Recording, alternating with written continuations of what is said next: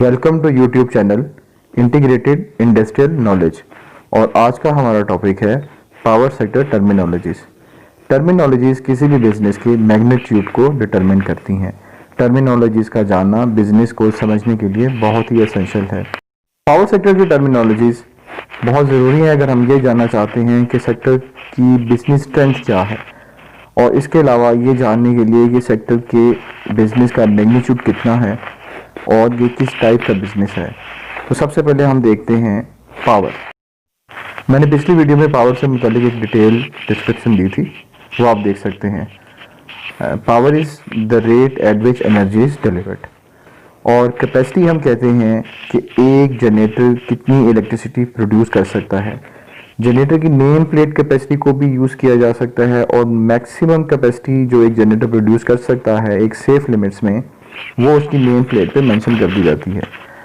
और कैपेसिटी के अंदर दो चीज़ें हैं, एक है इंस्टॉल्ड कैपेसिटी और दूसरी है net deliverable capacity. Install capacity generator की नेम प्लेट कैपेसिटी को कहेंगे, और नेट डिलीवरेबल कैपेसिटी उसे कहेंगे जो कि पावर प्लांट के ऑक्सिलरी लोड को सब्ट्रैक्ट करने के बाद जो पावर अवेलेबल होती है वो नेट डिलीवरेबल कैपेसिटी कहेंगे। इसे हम डिपेंडेबल कैपेसिटी भी कहते हैं। एनर्जी टैरिफ में दो चीज़ें होती हैं, एक कैपेसिटी पेमेंट और दूसरा fuel cost component.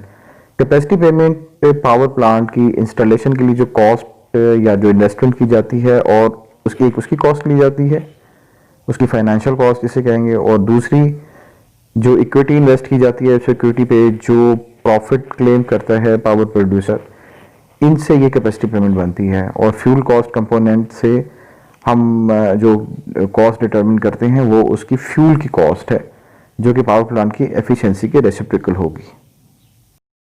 Power sector में टर्म इस्तेमाल की जाती है capacity factor.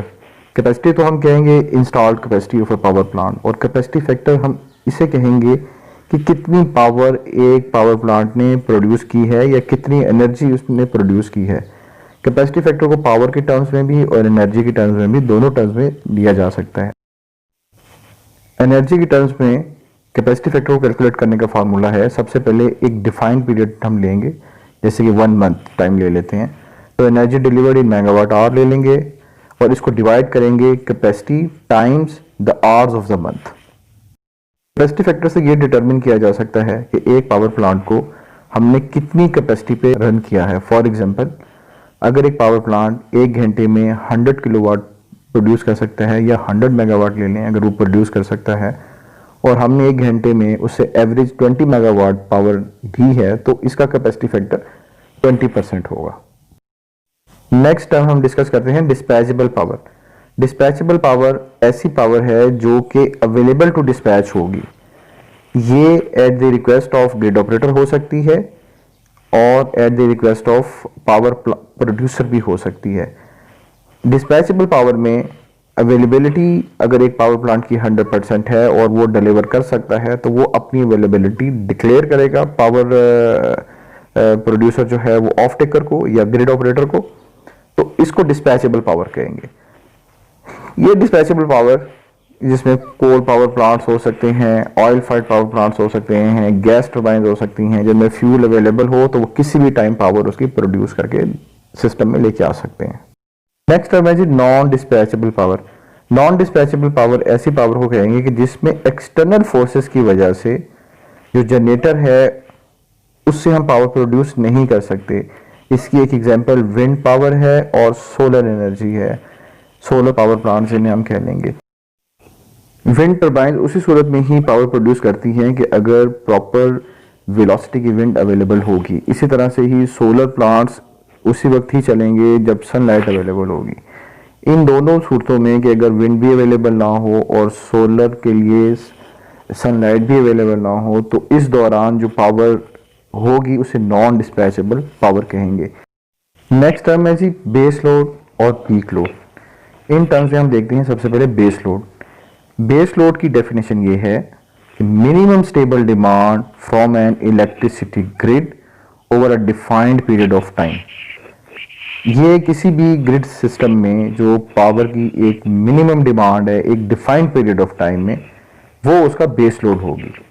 Base load generator capable होते हैं कि वो इस डिमांड को मीट कर सकें। विंड पावर और सोलर पावर बेस लोड की कैटेगरी में नहीं आता। नेक्स्ट टर्म है जी पीक लोड। पीक लोड की डेफिनेशन है maximum demand of electricity in a given time period. Peak load generator capable होते हैं कि वो पीक लोड डिमांड को मीट कर सकें। पीक लोड जनरेटर्स की एग्जांपल्स हैं, इसमें हाइडल पावर प्लांट्स भी आ जाते हैं, हाइडल टर्बाइन जिन्हें आप कहेंगे, वो फौरी तौर पे लोड ले लेती हैं। इसके अलावा डीजल जनरेटर सेट हैं और गैस टर्बाइंस हैं। ये पीक लोड की एग्जांपल्स हैं कि पीक लोड पावर प्लांट्स की एग्जांपल्स कह सकते हैं। सिस्टम में पीक लोड के लिए डिफरेंट अवेलेबल ऑप्शंस को यूज़ किया जाता है और इसमें ये कोशिश की जाती है कि चीपर ऑप्शन को यूज़ किया जाए कि जो मैक्सिमम चीपर ऑप्शन हो और वो पीक लोड की डिमांड को भी मीट कर सके। इसीलिए अगर हम देखें अपने इलेक्ट्रिसिटी टैरिफ में पीक लोड का जो रेट है वो नॉर्मल लोड से ज़्यादा होता है। इस पिक्चर में आप देख सकते हैं डेली लोड प्रोफाइल। ये डेली लोड प्रोफाइल का ट्रेंड है जिसमें बेस लोड और पीक लोड दोनों को दिखाया गया है ओवर 24 आवर्स टाइम। तो बेस लोड किसी भी सिस्टम में मिनिमम लोड होगा और पीक लोड उस सिस्टम के अंदर मैक्सिमम लोड की डिमांड होगी। बेस लोड और पीक लोड का प्रोफाइल एक ग्रिड सिस्टम के लिए भी बनाया जा सकता है, एक किसी फैक्ट्री के लोड के लिए भी बनाया जा सकता है, किसी पावर प्लांट का भी हम ट्रेंड ड्रॉ कर सकते हैं डेली बेसिस पे कि इसका मिनिमम लोड कितना रहा है और मैक्सिमम लोड कितना रहा है। पावर प्लांट में तो एक मिनिमम लोड डिटरमिन होता है, उससे हम नीचे नहीं जा सकते, और मैक्सिमम लोड भी एक डिटरमिन होता है, इसके in between he power plant को चलाया जाता है। लेकिन अगर आप किसी प्रोसेस इंडस्ट्री की बात करें तो उसमें ये देखा जा सकता है कि उसका मिनिमम लोड कितना है और मैक्सिमम लोड कितना है, उसमें हम पीक लोड डिटरमिन कर सकते हैं कि पीक लोड कितना इसका आ रहा है। नेक्स्ट टर्म है जी यूटिलिटी स्केल, और इसकी सिंपल डेफिनेशन यही है कि जो यूटिलिटी स्केल पे पावर प्रोड्यूस की जाएगी किसी प्रोसेस इंडस्ट्री में, या एनर्जी प्रोड्यूस की जाएगी, पावर एंड एनर्जी है या पावर एंड स्टीम है, तो ये एक यूटिलिटी स्केल आ जाएगा। और उसके बाद नेक्स्ट टर्म है जी load shedding. When grid operator removes the demand from system by turning off electricity to consumers in certain region, यानी कि किसी भी एक certain region में जो इलेक्ट्रिसिटी की डिमांड है उसके अगेंस्ट वो ऑपरेटर उसको रिमूव कर दे सिस्टम से, और ये लोड शेडिंग कहलाएगी। जनरली इसे लोड मैनेजमेंट भी कहा जाता है। तो पीक लोड तो ये हो जाएगा कि जो maximum demand of the system है, और लोड शेडिंग में ये होगा कि during maximum demand of the system अगर वो मीट नहीं कर सकते तो उसको सिस्टम से रिमूव कर दिया जाए। डिस्ट्रीब्यूटेड जनरेशन में ऐसी जनरेशन शामिल होगी कि जिसमें स्मॉल स्केल पे पावर प्रोड्यूस की जाए और उसको सिस्टम में शामिल कर दिया जाए।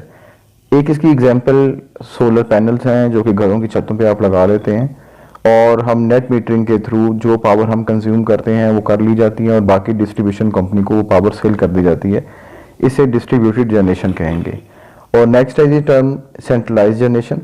सेंट्रलाइज जनरेशन में मेगा पावर प्लांट से जो पावर प्रोड्यूस की जाती है और उसको ग्रिड सिस्टम में ले आया जाता है, ट्रांसमिशन और डिस्ट्रीब्यूशन सिस्टम थ्रू वो कंज्यूमर्स तक पहुंच जाती है। तो ये हमारी सेंट्रलाइज जनरेशन है। सेंट्रलाइज जनरेशन में तमाम मेगा प्रोजेक्ट्स शामिल हैं। तो ये थी कुछ टर्मिनोलॉजीज जो पावर सिस्टम से मुतालिक थी। होप कि इससे आपकी इन्फॉर्मेशन में ज़रूर इजाफा होगा। Thank you very much for watching.